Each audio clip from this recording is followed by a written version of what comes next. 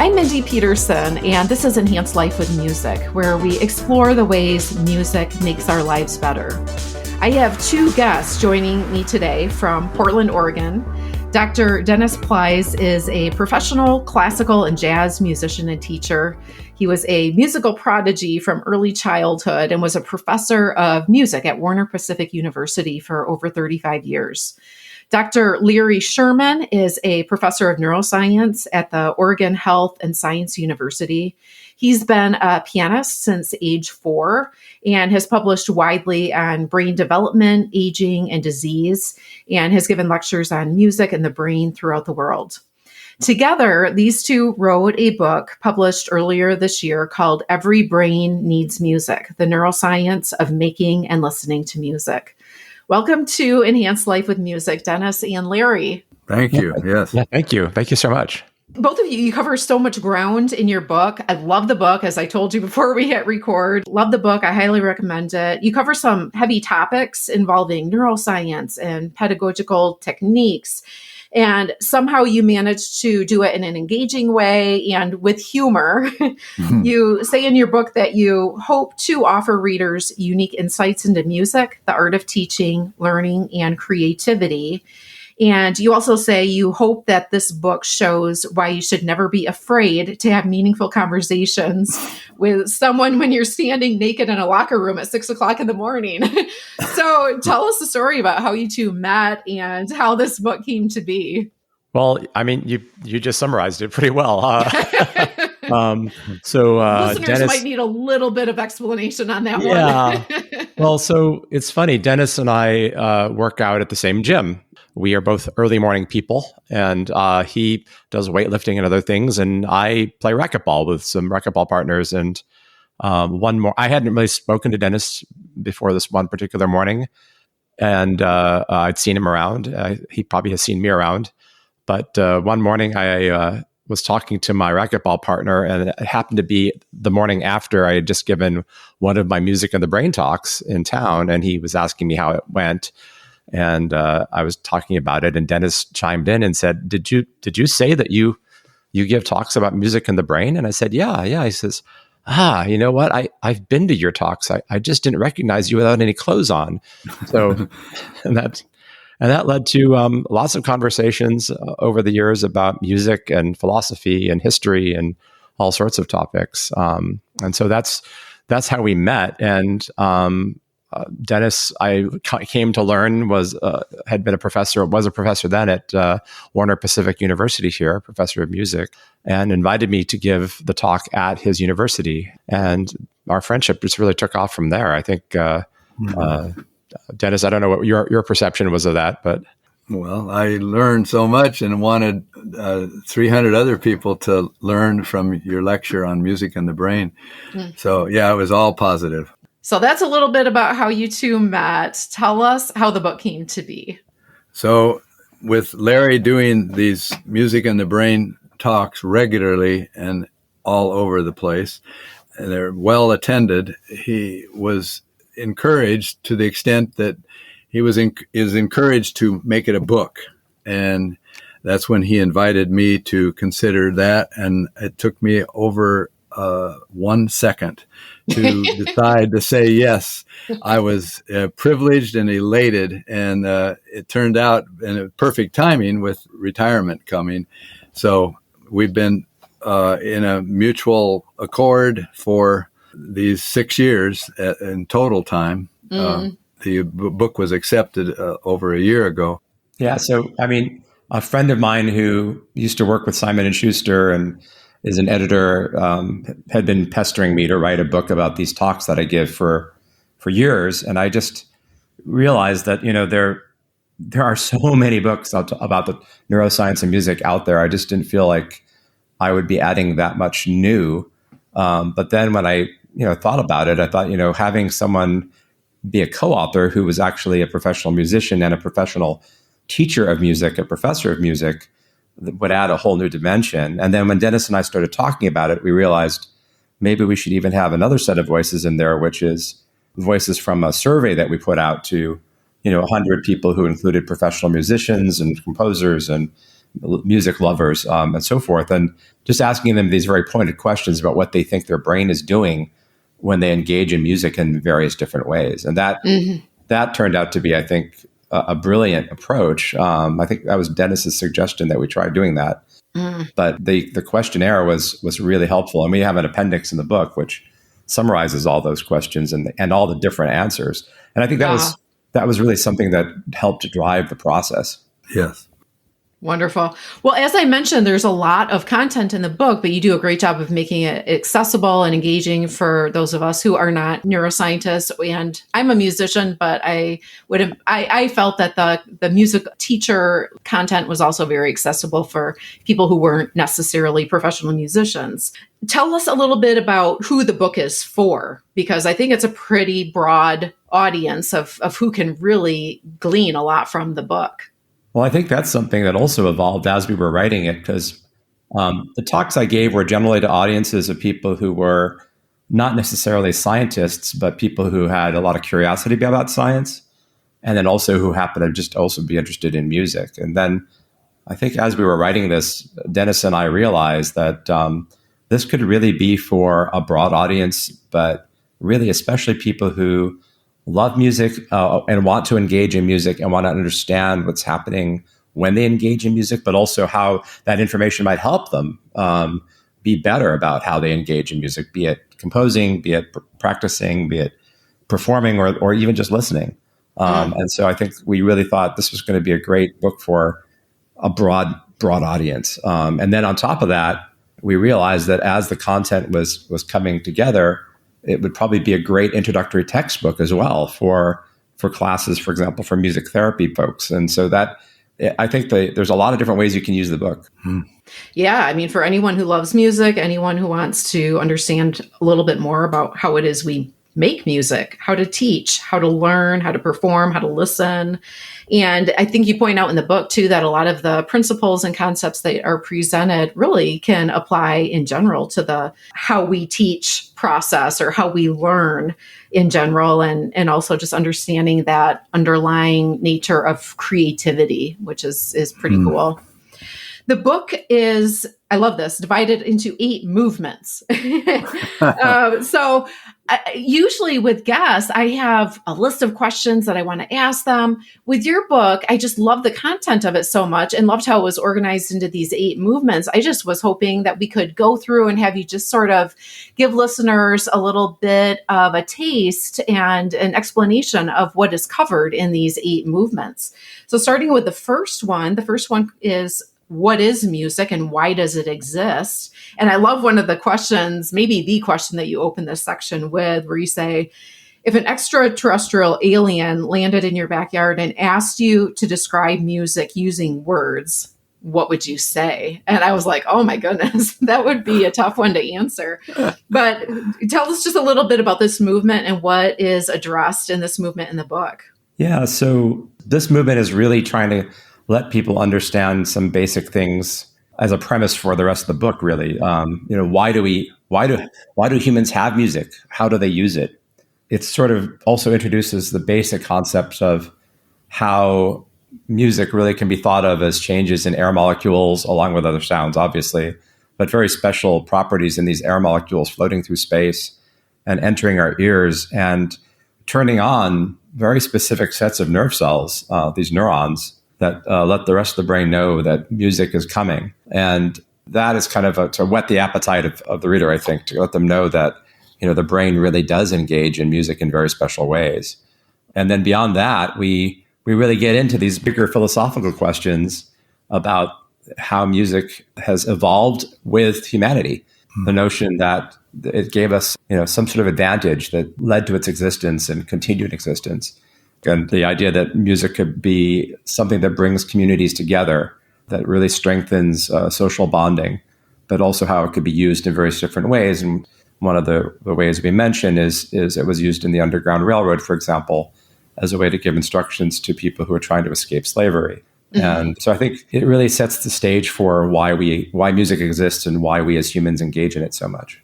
Well, and when you mentioned the possibility of using this as sort of a foundational textbook for people going into music programs, whether it's music therapy or something else. I could see this chapter being really helpful for that too, because you talk about the four major lobes of the brain and how music can be involved in strengthening synapses and overlapping brain circuits and things like that. And I would think that that would be hugely helpful for people who are going into music therapy and also other music related programs too. Yeah, and the fact that it has been used that way, music has been used therapeutically, I think, and we give a few examples of that, just tells you that it's doing something a little different than language. It's doing something a little different than other forms of sound. And so that to me is really exciting. Mm-hmm. So the second movement talks about how the human brain creates music. It talks about how composing and improvising are very distinct creative processes. Tell us anything else that you want listeners to know about some of the material that's covered in this second movement. Well, I'd love for people to realize that in composing, you're doing a lot of thinking and decision making, and you can edit. In improvising, you have to have a background, vocabulary, and lots of preparation. But then you let loose and you actually are supposed to not think. So there's a very distinct activation and deactivation of certain brain networks that happens depending on if you're composing or improvising. Right. And that was kind of a remarkably interesting thing for me to see as a neuroscientist, is that in the state of composing, when you're doing all this planning and you're doing all this, you're really working within a framework to try to achieve something. Your brain may be doing one thing, but when you're just letting go, as Dennis mentions, your brain is actually deactivating networks. It's almost like it's allowing you to color outside the box. It's allowing you to break rules so that you can create something really different. And I think that's just fascinating. And also just the idea that it's not just individual brain areas, but networks of brain areas that are being turned off or on to allow you to kind of free yourself up to do this activity. And I think the other interesting aspect of that was that, it may not be the same for every person, but there's a lot of commonality with regards to the circuitry, and it may not even be the same for every genre of music. But again, there's things that are happening in general with regards to areas that become turned on in the brain and areas that get turned off to let you do that. Yeah. And there was that section that's the classical brain versus the jazz brain. That would, I think, be really intriguing, especially for faculty members to read, and kind of contrast and compare their own brains to their colleagues' brains, depending on if they're more classical or jazz focused. Yeah. And in retrospect, I think the way we wrote that was based on the data that we had out there, because we were really focusing on studies that looked at classical music versus jazz. But you could probably say the same thing about rap or hip hop or country music versus electronic music. I mean, all these different genres, there are differences, and the brain does react differently to them. And it's not just based on what you like either. There are different things happening in terms of what those sounds are creating in the circuitry of our brain. This is a quick break to tell you about Libsyn, the service that I use to host my podcast. I chose Libsyn when I started Enhance Life with Music in 2019 because I wanted a provider who had been in the space since the beginning, knew what they were doing, and wouldn't be throwing any wrenches into what I already knew would be a learning curve for me as a new podcaster. I wanted to know that my host would be dependable and make my podcasting experience as smooth as possible for me and for my listeners. I have never looked back. Libsyn has great communication about industry changes and new publishing outlets available, as well as fast, clear customer support whenever I have a question. Libsyn is offering up to 2 months of free podcasting service to Enhance Life with Music listeners using the promo code ENHANCE. Just click the link in the show notes to bring your podcast to life and have your voice heard on any and all podcast directories, including Apple Podcasts, Google Podcasts, Spotify, and more. Again, just click on the promo code ENHANCE in the show notes to bring your podcast to life and get up to 2 months of free podcasting service with Libsyn. Well, the next three movements, movement 3, 4, and 5, are related to how to practice. And as a former music teacher, I really enjoy these chapters and found them really fascinating. And it kind of brought me back to years ago, much earlier in my teaching career. There was a student's parent who contacted me, and her son was old enough that she wanted to be sort of hands off with his piano lesson experience. She kind of wanted him to be independent and take this on by himself. But she contacted me once and she said, at your next lesson with him, could you explain a little bit more to him how to practice? Like, I don't think he exactly knows how to practice. And I remember her saying that. I remember thinking, wow, like, how can you not know how to practice? But then the more I thought about it, I thought, I guess that's a great question. And if he's having that uncertainty and that, questioning and hesitation, I'm sure a bunch of other students are. And so at his next lesson, I went through the assignments with him and really broke it down. Like, this is what I mean. This is exactly what I want you to do. And he was kind of like, oh, okay. And I thought, oh my goodness, how could I have just, assumed he knew that? And obviously he didn't. And then I had these conversations with other students at their lessons and said, okay, this is what I want you to do. And then I said, do you know what I mean by that? Do you want me to explain what I mean with how to practice this? And their face kind of lit up and they're like, yeah, can you explain that? And I was like, oh my goodness, I have totally missed this, So it was really fun to read these three movements on how to practice. But tell us a little bit about what's included in these chapters. And what you just mentioned has to do with the relationship of the teacher and the student. And that the student opened up and you found out then something you didn't realize. But that relationship is so vital. That's really a lot of in the first movement of the three that are dealing with practicing. And then what's going on in the brain when we are practicing, and then the effects of practicing music on the brain specifically. I think one of the things I loved about writing these three chapters with Dennis is just hearing his experiences with different people. And we recount some of those stories in the book. Yeah. And what worked for some people didn't work for others. Yeah. And then breaking that down and realizing that there's so much data out there about people with specific personality traits. I mean, there's this idea of grit, for example, which, it's a cool idea. The idea that you can, have perseverance, stick to itness, but also combined with motivation and these other aspects of your personality that really help you succeed when you do something like learn to play an instrument. And then we break that down even further. I think it's the fifth movement where we really show what your brain is doing in the context of practice. I mean, you're making monumental changes to the structure of your brain when you're learning to play a new instrument. It's pretty cool. I mean, you're adding cells, you're adding structure to cells that allow for high speed connectivity. You're changing memory, you're changing all sorts of things. And you realize the demand.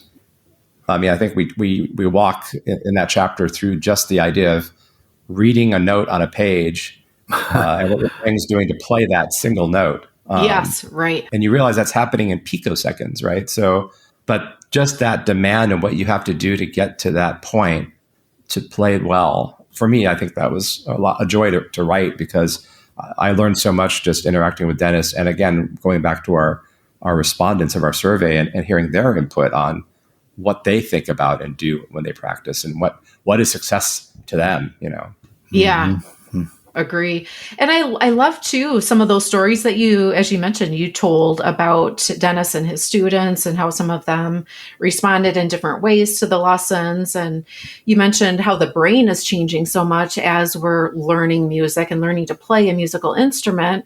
But then there's also so many ways that those skills translate to everyday life, whether it's analytical thinking skills or just an expanded outlook, more. You mentioned one student found that he really found his entertainment choices became more, he gravitated toward more intellectually challenging more depth, entertainment. Yeah. And just felt like his critical thinking skills changed and had more depth and complexity in his outlook on life.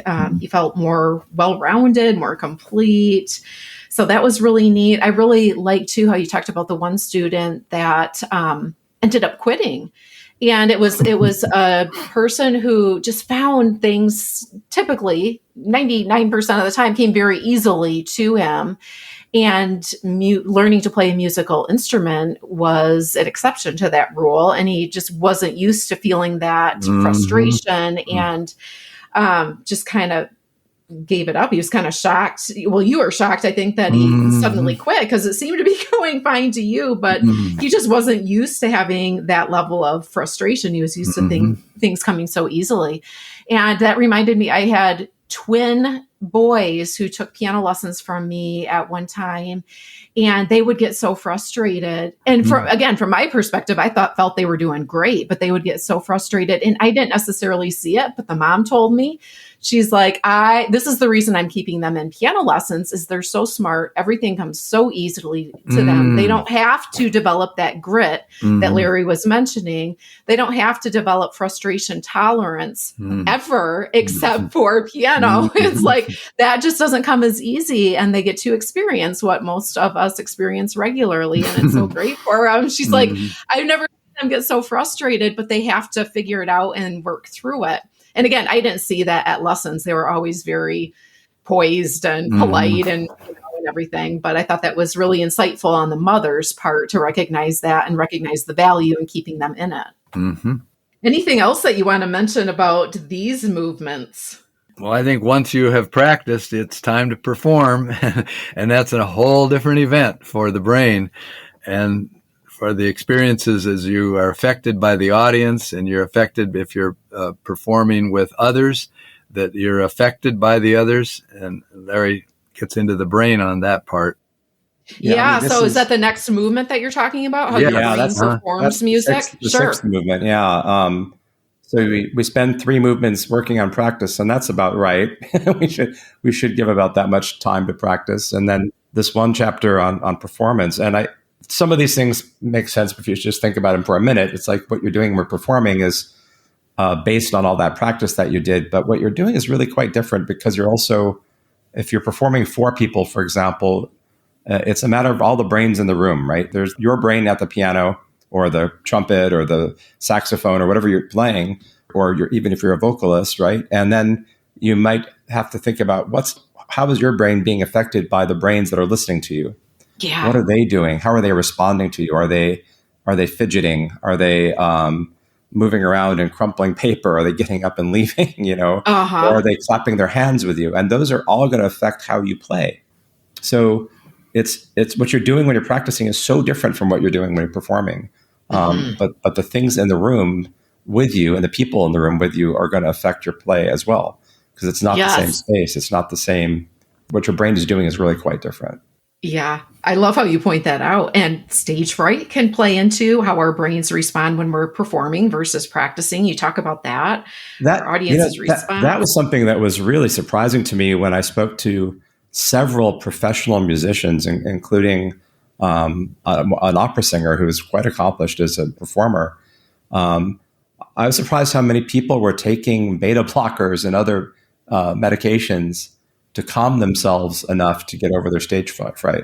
And that, when you think about that, it makes some sense. I mean, getting up in front of, even 20 people can be daunting. I imagine getting up in front of a few thousand people is even more daunting. And I feel it sometimes. I'm a ham. I ham it up when I get on stage, but there's my heart rate definitely goes up when I'm about to play piano. And I'll never forget giving this talk one time, not knowing that I was going to be doing it at a large hall in Cleveland, Ohio called Severance Hall, which is one of the foremost, concert halls in the country. Wow. And I get to sit down and give my talk sitting at a piano that's been played by some of the top pianists in the world, and in front of this audience. And, it was nerve-wracking. Because I'm a scientist. I'm not a musician. My music part of me is something that, is not something I do professionally. And so to get over that fear, you have to really do something with yourself to move on, because that's not something you're dealing with when you're practicing. Sure. Well, and you point out in that chapter too about how how those air molecules move and vibrate in the air are affected by the hall that you're in, whether it's carpeted, what kind of wall coverings there are, the acoustics of the space, how many people are in the room. And those, again, are things that are beyond our control and are different than when we're practicing. We're typically not practicing in the room where we're performing. And even if we are, there's different numbers of bodies, which can affect temperature and humidity and all of those things. So that's something that is really intriguing to read your description of that too, and that movement. Yeah, you got to adapt to all of it. It's not something you think about when you're practicing in your favorite practice space. Yeah. So movement 7 and 8, how your brain listens to music and comes to like or dislike different types of music. Talk to us about these two movements. Yeah, so the listening part, it's amazing when you think about all the things we have to do so quickly.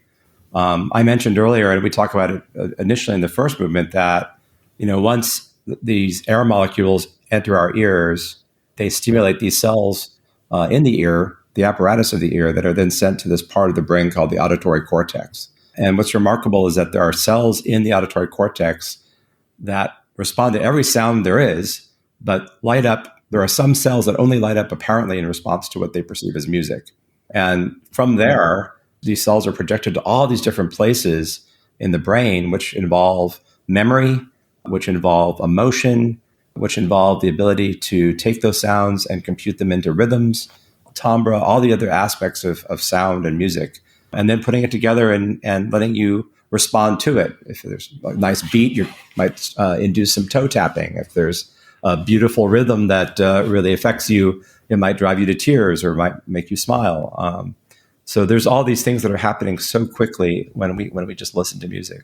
Some of the highlights from these movements for me were you talk about 8 different benefits of feeling sadness when listening to sad music. And I just loved that. I actually have had an episode on, I think it was called Hurt So Good. And it's like, why do we love listening to sad music and what are the benefits? But I love the 8 benefits that you share about feeling sadness when listening to sad music. You also talk about the cannabinoid receptors that are involved when we like something, whether it's an experience, a food, and how music can engage those same regions in the reward network of our brains. Endocannabinoids, am I saying that right? Yeah, well, it's the stuff that you turns on your brain when you smoke weed. Which just became legal in Minnesota, by the way. It's been legal here in Oregon for a while. But it's actually multiple systems, because actually the first part of that system is actually the opioid receptor system, which of course gets turned on by things like opium. But if you like something that you're experiencing, it tends to trigger this response for these so-called mu-opioid receptors. And if you like something enough, it drives you to have this reward signaling involving dopamine, a neurotransmitter in our brains. And that causes you to want that thing. So you hear a song and you really like it. That drives you to want to hear more or want to hear the song again. And then eventually you've heard it and you feel satisfied with it. And that kicks in a whole nother set of neurochemistry. And you're satisfied, you're happy. It makes you feel good. Sometimes that goes wrong, though, of course. So one idea about earworms is that you hear something, you like it, and then you want to hear it, and then you like it some more, and then you want to hear it some more, and you like it some more, and it just keeps on going and going. You can't get it out of your head. By the way, this is also an underlying mechanism for addiction. And so there's been a lot of questions about whether you can actually become addicted to music to the point where it's affecting your life negatively. And there's some debate about that, but the pathways are pretty much the same. Wow. So those are the 8 movements. Is there anything else that either one of you just has in your mind, like, oh, I wish we would have talked about that with one of those movements before we kind of wrap things up? Anything else that we didn't quite get to that you want to point out? I think we covered well these various topics. Yeah, I mean, there's a lot of really fun little things in each chapter. Obviously, we can't go into them all in this interview today, but I did love the fact that our editors actually asked us to go back and better cover one feature of the human mind, which is how we deal with curiosity. And it comes up again and again in the book. We went back and really looked at that more seriously. And we use Beethoven as an example of how curiosity drives creativity. And if you think about his piano sonatas, how they changed, he actually wrote in letters to friends that he was curious about going in different directions, and that was driving him to really change the way he played. And curiosity also drives your like of music. You hear something that you've not heard before, and it makes you curious about hearing more. And then you do listen more. And it's actually what drives people on modern platforms like Spotify to listen to more music. They're curious about something new, and they want to hear more. And that's something that drives our liking of music. It also drives our desire to make new kinds of music. And it also drives our ability to practice, because we're curious about how to best play something, or how to change a chord from one pattern to another, for example. So there's lots of little things like that in the book that I thought was really fun to write, just because I learned so much in doing the background research for each chapter. I recently was teaching the first piano lesson to a 60-year-old person, and after a successful first lesson, which is tough, all the things you have to do, like Portia, to play one note, she was thumbing through more of the book and saw these things called sharps and flats, and she says, "Oh, I get petrified. They really give a fear to me." And because we've written the book, the word, I said, "Well, might you look at that as curiosity?" You're curious to learn what these little buggers are instead of having fear about them. So, yeah, sure. Curiosity was. That's a powerful reframing. Yeah. Love that. Well, there are two quotes from your book that I just want to read, because they do such a great job of just kind of summarizing the content of the book and some of the benefits. One of the quotes is, "By the end of this journey, you will better understand how human beings create, practice, perform, and listen to music. You will also gain insights into how the neuroscience underlying these activities can help you appreciate the origins of your own creativity, inspire approaches to teaching and learning, and reveal whole new ways to appreciate the music and other art around you." So that was one quote that I just loved. I work a lot in my day job with university faculty, music faculty members, and I definitely want to share this book and this episode with them, because I just feel like there's so much treasure to mine in these pages. The other quote that I want to read from your book is, "We hope this book helps you consider how challenging your brain to learn something new that involves movement, sensation, and cognition can lead to remarkable changes, not only in the structure of your brain, but also in who you are as a human being." And that quote just kind of speaks to the fact that this book is for anyone who wants to learn more, understand more about music, how they experience music, how they relate to music, and how to become a lifelong learner, how to be curious, how to understand creativity. So that's those are the two quotes that I just kind of want to leave with listeners to kind of whet their appetite a little bit more for this book. I ask all of my guests to close out our conversation with a musical ending, coda, by sharing a song or story about a moment that music enhanced your life. Do one of you have a song or a story that you can share with us today in closing? Well, so one of the things I write a lot of grants, and sometimes I get writer's block, and I'll just go and sit down at the piano and play a little jazz or a little blues or make up something in some classical genre. And so for me, it's almost like therapy. And once I do that, I can step away and feel like I can get back to the topic at hand. And so that's one of the things I love to do, is just sit down and play a little blues at the piano. And listeners are going to hear a short video clip, the audio from it. And is that what you were doing in this clip? Yes, that's exactly it. That was actually that. In that clip, I was actually being taped for a television interview. I think it was about the power of creativity in music. But yeah, that's exactly what I was doing at that moment. That's the kind of thing I'll just sit down and improvise.